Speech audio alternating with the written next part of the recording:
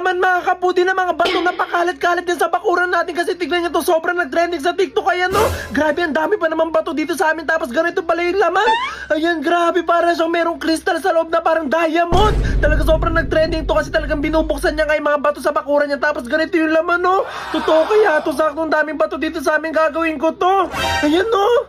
Wow!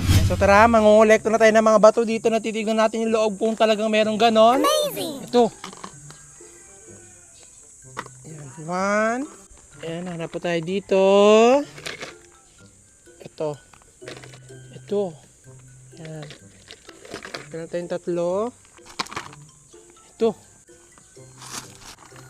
Ayan, so okay na siguro tong apat. Tara, tignan na natin yung loob nito. Yung apat na bato na nakuha ko. Talagang meron laman to ng mga kristal. So let's go! So una natin bubuksan na ito. Gagamit tayo ng ganito para safe. Hindi pumunta sa ating mata. Amazing! Yeah. So natin. Ah!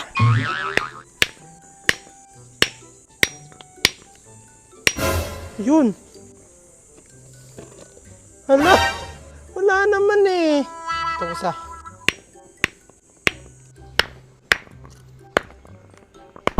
Ayun. Ang laman. Ayan, so ito yung itsura ng dalawang bato na binuksan na natin.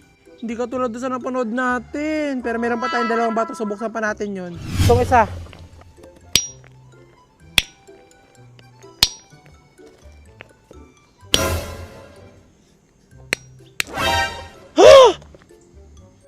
Hala!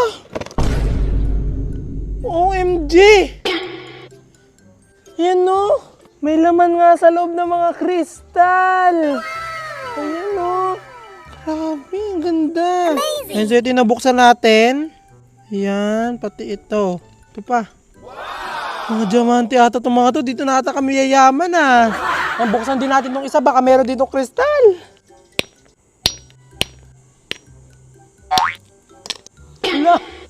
Ayan, walang kristal sa loob. Tanging ito lang talaga. Itong nakuha natin isang bato. Ganito yung kulay. Meron palang ganitong laman yung mga bato na nasa paligid natin eh, no?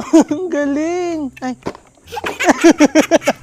Ano ba yung akala ko talaga legit yun? Hindi pala totoo yun.